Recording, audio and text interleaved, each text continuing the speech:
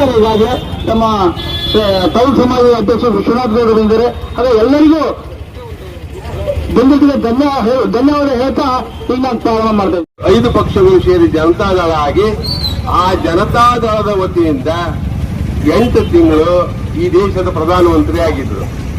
ರೈತರ ಬಗ್ಗೆ ಅತ್ಯಂತ ಕಳಕಳಿ ಇರ್ತಕ್ಕಂಥ ವ್ಯಕ್ತಿ ಅವರು.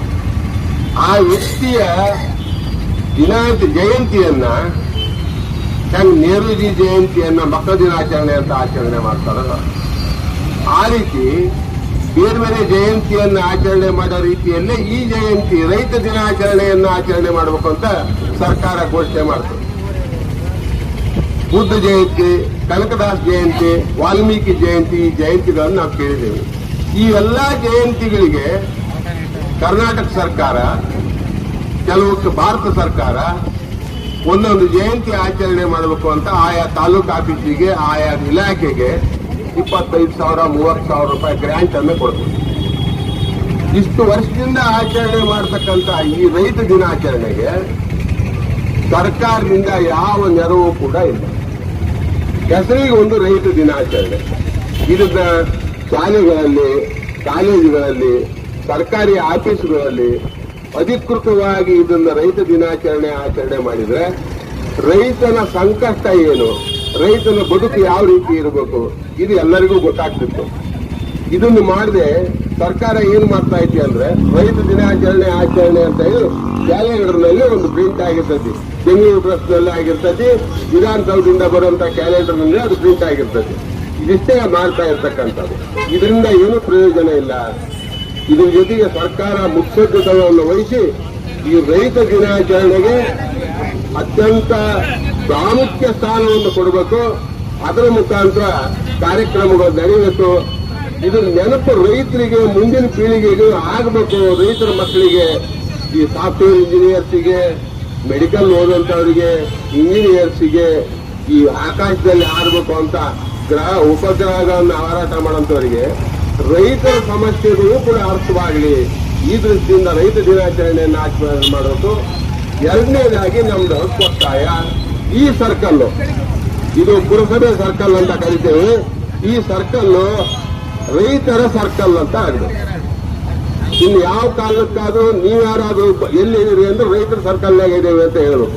ನಾವು ಅದನ್ನ ನನ್ನ ಮಗನಿಗೆ ನಾನು ಹೆಸರಿಟ್ಟ ಮೇಲೆ ಮಂದೆಲ್ಲ ಕರೀತಾರೆ. ಅದಕ್ಕಾಗಿ ನಾವು ಯಾರೂ ಸಂಕೋಚ ಇಲ್ಲದೆ ಈ ಸರ್ಕಲ್ಲು ಇನ್ನು ಮುಂದೆ ರೈತ ಸರ್ಕಲ್ಲು ಇವತ್ತು ನಾಮಕರಣ ಮಾಡಿದ್ದೇವೆ. ಇದು ಮುಂದುವರಿಬೇಕು. ಸರ್ಕಾರ ಇದಕ್ಕೆ ಪ್ರೋತ್ಸಾಹ, ಸರ್ಬದ ಪುರಸಭೆನೇ ಪ್ರೋತ್ಸಾಹ ಕೊಡಬೇಕು, ಒಪ್ಪಿಗೆಯನ್ನು ಕೊಡಬೇಕು ಅಂತ ವಿನಂತಿ ಮಾಡಿಕೊಂಡು ಹೆಚ್ಚಿನ ವಿಷಯವನ್ನ ನಮ್ಮ ಅಧ್ಯಕ್ಷರಾದಂತಹ ಚಿದಾನಂದ ಗೌಡರು ತಿಳಿಸೋದಾರು ಅವಕಾಶ ಕೊಟ್ಟಂತ ತಮ್ಗೆಲ್ಲರಿಗೂ ವಂದಿಸಿ ನಾನು 2 ಮಾತುಗಳನ್ನು ಮುಗಿಸ್ತೇನೆ. ರೈತ ದಿನಾಚರಣೆ ಪ್ರಾರಂಭ ಮಾಡಿದ್ವಿ. 2016ರಿಂದ ಪ್ರಾರಂಭ ಮಾಡಿದಾಗ 2018 ಇಸ್ವಿಗೆ ಕೃಷಿ ಇಲಾಖೆಗೆ ಒಂದು ಮೇಲಿಂದ ಆದೇಶ ಆಯಿತು, ನೀವು ಸಂಕ್ಷಿಪ್ತವಾಗಿ ಹಳ್ಳಿಗೆ ಅರ್ಧದ ಮನೆ ಹೋಗಿ ರೈತ ದಿನಾಚರಣೆ ಮಾಡಿ ಅಂತ ಒಂದು ಆದೇಶ ಆಯಿತು. 2018ಕ್ಕೆ ಆದೇಶ ಆಯಿತು. ಅಷ್ಟನ್ನ ನಾನು ಹೋಗಿ ಕೇಳಿದೆ. ನಾನು ಮನೆಗೆ ಕೊಟ್ಟೆ ಈಗ ಸಹಿ ಮಾಡ್ಸಕತ್ತೆ ನೋಡಿ. 100 ಪತ್ರ ಇದಾವೆ, ಮನೆಗೆ ಕೊಡಿ ತೋರಿಸ್ತೀನಿ. 100 ಲೆಟ್ರು ನನಗೆ ಸರ್ಕಾರದಿಂದ ಬಂದಿದೆ. ಅವ್ರಿಗೆ ಬರೆಯೋದೇ ಕೆಲಸ. ಮತ್ತೆ ಅವರು ಅಲ್ಲಿ ಹೋಗೈತಿ, ಆ ಆಫೀಸ್ಗೆ ಹೋಗೈತಿ, ಈ ಆಫೀಸ್ಗೆ ಹೋಗೈತಿ, ಅದೇ ಕೆಲಸ. ನನಗೆ ಇದೇ ಕೆಲಸ. ಇಲ್ಲೂ ಕೂಡ ಪಟ್ಟಣ ಪಂಚಾಯತ್ ಇತ್ತು, ಪುರಸಭೆಗೂ ಕೂಡ ನಾವು ಹಲವಾರು ಸರಿ ಕೊಟ್ಟಿದ್ದೀವಿ. ಈಗ ಕೊಡ್ತೇವೆ, ಹೇಳಿದ್ದೀನಿ. ಚೀಫ್ ಆಫೀಸರು ಅವ್ರು ಯಾರು ಅಧಿಕಾರಿಗಳಿದ್ದಾರೆ ಬರಬೇಕಾಗತ್ತೆ ಇದು ಅನ್ವಯಿತಕ್ಕೆ. ಹಾಗೆಯೇ ಕೊಟ್ಟು ಸಾಕಾಗಿದೆ. ನಾನು ಹೇಳೋದು, ಎಲ್ಲ ರೈತರ ಮಕ್ಕಳ MLAಗಳು, ಎಲ್ಲ ರೈತರ ಮಕ್ಕಳ MP ಗಳು, ಎಲ್ಲ ರೈತರ ಮಕ್ಕಳ ಅಧಿಕಾರಿಗಳು. ಆದರೆ ರೈತರು ಮಾಡ್ತಿದ್ದಾರೆ 32 ದಿನಾಚರಣೆಯನ್ನು ಮಾಡ್ತಾ ಇದ್ದಾರೆ, ಜಯಂತಿಗಳನ್ನು ಮಾಡ್ತಾ ಇದ್ದಾರೆ.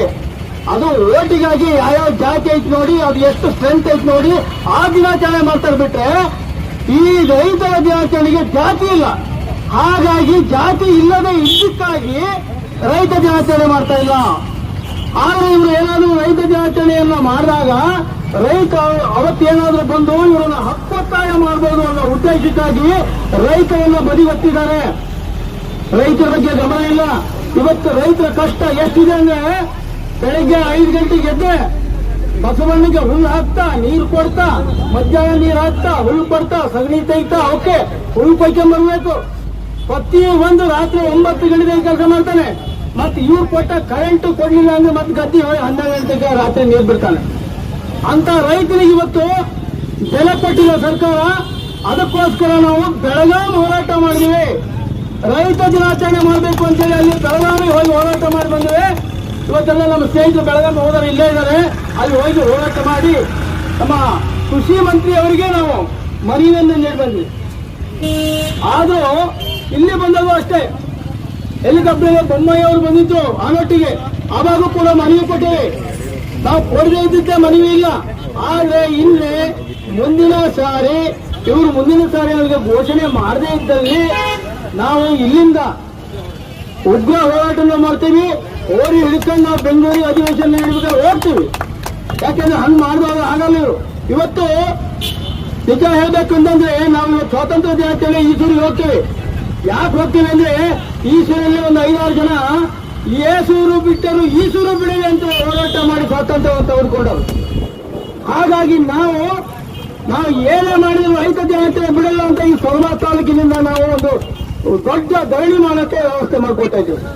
ಹಾಗಾಗಿ ನಾವು ದಯವಿಟ್ಟು ಇವತ್ತು ಎಲ್ಲರೂ ಬಂದು ಸಹಕರಿಸಿದ ಸುದ್ದಿಯನ್ನು ಪಡೆದಿರುವಂತಹ ಚಿದಾನಂದ ಅವರು ಜೋಡಿಗೆರೆ ಇವರ ನೇತೃತ್ವದಲ್ಲಿ ಇವತ್ತಿನ ದಿವಸ ಈ ರೈತ ದಿನಾಚರಣೆಯ ಒಂದು ಭವ್ಯ ಕಾರ್ಯಕ್ರಮ ನಡೀತಾ ಇದೆ. ಹಾಗೆ ಒಂದು ಹಕ್ಕೊತ್ತಾಯ ರೈತ ದಿನಾಚರಣೆಯನ್ನ ಸರ್ಕಾರವೇ ನಡೆಸಬೇಕು ಅನ್ನೋಂಥ ಒಂದು ಹಕ್ಕೊತ್ತಾಯವನ್ನ ಈ ಬಾರಿಯೂ ಕೂಡ ಅವರು ಮಾಡ್ತಾ ಇದ್ದಾರೆ.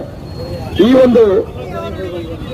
ಒಂದು ಕಾರ್ಯಕ್ರಮದಲ್ಲಿ ಉಪಸ್ಥಿತರಿರುವಂತಹ ಈ ರೈತ ಹೋರಾಟದ ಗೌರವಾಧ್ಯಕ್ಷರಾದಂತಹ ಹಿರಿಯರಾದಂತಹ ಪ್ರಭಾಕರ್ ರಾಯ್ಕರ್ ಅವರೇ ಹಾಗೂ ಷಣ್ಮುಖಪ್ಪನವರೇ ಹಾಗೂ ಬಹಳ ನಮ್ಮ ಎಲ್ಲ ಗ್ರಾಮಗಳಿಂದ ಆಗಮಿಸಿರುವಂತಹ ರೈತರೇ ಹಾಗೂ ಅವರ ಹೋರಿ ಹಬ್ಬದ ಒಂದು ಪ್ರಸಿದ್ಧಿಯನ್ನು ಹೊಂದಿರುವಂತಹ ಹೋರಿಗಳೊಂದಿಗೆ ಅವರ ಮಾಲೀಕರು ಕೂಡ ಬಂದಿದ್ದಾರೆ. ಅವರಿಗೂ ಹಾಗೂ ಮಾಧ್ಯಮ ಮಿತ್ರರಿಗೂ ಎಲ್ಲರಿಗೂ ಕೂಡ ನನ್ನ ವಂದನೆಗಳನ್ನು ಸಲ್ಲಿಸ್ತಾ ಇವತ್ತಿನ ದಿವಸ ರೈತ ದಿನಾಚರಣೆಯನ್ನ ಯಾಕೆ ನಾವು ಆಚರಿಸಬೇಕು ಅನ್ನುವಂತ ಒಂದು ಹೋರಾಟವನ್ನ ನಮ್ಮ ಚಿದಾನಂದ ಗೌಡರು ಈಗಾಗಲೇ ಹಲವಾರು ವರ್ಷಗಳಿಂದ ನಡೆಸ್ಕೊಂಡು ಬರ್ತಾ ಇದ್ದಾರೆ. ಅವರು ವಿವಿಧ ರೀತಿಯ ಪ್ರತಿಭಟನೆಯನ್ನು ಮಾಡೋದಕ್ಕೆ ಅವರು ಅತ್ಯಂತ ಪ್ರಸಿದ್ಧಿನೇ, ತುಂಬಾ ವಿಭಿನ್ನವಾದಂತಹ ಪ್ರತಿಭಟನೆಯನ್ನು ಮಾಡ್ತಾರೆ. ಈಗ ತಾನೇ ಇನ್ನು ಕೆಲವೇ ದಿವಸಗಳ ಹಿಂದೆ ಬೆಳಗಾವಿನಲ್ಲಿ ನಡೆಯುವಂತಹ ಒಂದು ಚಳಿಗಾಲದ ಅಧಿವೇಶನದಲ್ಲೂ ಕೂಡ ಸುವರ್ಣಸೌಧಕ್ಕೆ ಹೋಗಿ ಅಲ್ಲಿ ಹಲವಾರು ನಮ್ಮ ತಾಲೂಕಿನ ಅಭಿಮಾನಿಗಳು, ರೈತರು ಮತ್ತು ಯುವಕರೊಂದಿಗೆ ಅಲ್ಲಿ ಚೆಲುವರಾಯ ಸ್ವಾಮಿ ಕೃಷಿ ಮಂತ್ರಿಗಳಿಗೂ ಕೂಡ ಸರ್ಕಾರಕ್ಕೆ ಇವರ ಪರವಾಗಿ ಮತ್ತು ರೈತರ ಪರವಾಗಿ ನೀವು ರೈತ ದಿನಾಚರಣೆಯನ್ನ ಯಾಕೆ ಮಾಡಬಾರದು, ರೈತ ದಿನಾಚರಣೆಯನ್ನ ಮಾಡಿ, ಮತ್ತೆ ರೈತ ದಿನಾಚರಣೆ ಅನ್ನೋದನ್ನ ಕೇವಲ ಕ್ಯಾಲೆಂಡರ್ನಲ್ಲಿ ಮಾತ್ರ ನೀವು ಘೋಷಣೆ ಮಾಡಿದಿರಿ. ನಿಮಗೆ ರೈತರು ಬೇಡವಾ? ಈ ದೇಶದ ಬೆನ್ನೆಲುಬು ರೈತ. ಆ ರೈತನ ಪರವಾಗಿ ಒಂದು ರೈತ ದಿನಾಚರಣೆಯನ್ನು ಮಾಡಿದ್ರೆ ನೀವು ರೈತ ಪರ ಸರ್ಕಾರ ಆಗತ್ತೆ ನಿಮ್ದು ಅನ್ನುವಂತಹ ಒಂದು ಮಾತನ್ನ ಅವರಿಗೆ ತಿಳಿಸಿ ಅವರಿಗೆ ಮನವಿ ಪತ್ರವನ್ನು ಕೊಟ್ಟುಕೊಂಡು ಬಂದಿರತಕ್ಕಂಥವರು ನಮ್ಮ ಚಿದಾನಂದ ಗೌಡರು.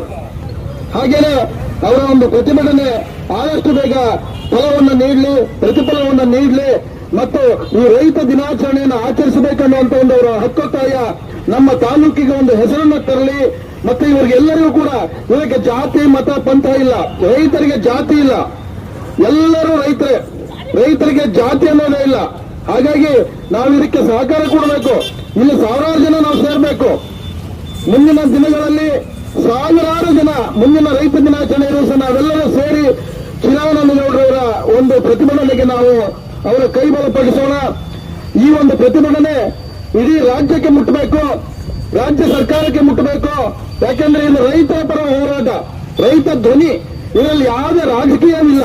ಹಾಗಾಗಿ ಇದನ್ನ ಅವರು ಆದಷ್ಟು ಬೇಗ ತೀರ್ಮಾನ ಮಾಡಿ ರೈತ ದಿನಾಚರಣೆಯನ್ನ ವಿಜೃಂಭಣೆಯಿಂದ ಸರ್ಕಾರದ ಈ ತರ ಎಲ್ಲ ಕಾರ್ಯಕ್ರಮಗಳಂತೆ ರೈತ ದಿನಾಚರಣೆಯನ್ನು ಆಚರಿಸಲಿಕ್ಕೆ ಅವರು ಅವಕಾಶವನ್ನು ಮಾಡಿಕೊಡ್ಬೇಕು ಅನ್ನೋ ಒಂದು ಹಕ್ಕೊತ್ತಾಯವನ್ನು ಮಾಡ್ತಾ ಈ ಒಂದು ಹೋರಾಟ ಇನ್ನೂ ಯಶಸ್ವಿಯಾಗಲಿ ಅಂತ ಹಾರೈಸ್ತಾ ಈ ಒಂದು ಹೋರಾಟ ಆದಷ್ಟು ಬೇಗ ಫಲಶ್ರುತಿಯನ್ನು ನೀಡಲಿ ಅಂತ ಹೇಳ್ತಾ ಚಿದಾನಂದ ಗೌಡರಿಗೆ ಮತ್ತೊಮ್ಮೆ ನನ್ನ ಧನ್ಯವಾದಗಳನ್ನು ಮತ್ತೆ ಅಭಿನಂದನೆಗಳನ್ನು ಸಲ್ಲಿಸ್ತಾ ನನ್ನ ಮಾತುಗಳನ್ನು ಮುಗಿಸ್ತಾ ಇದ್ದೇನೆ. ಧನ್ಯವಾದಗಳು.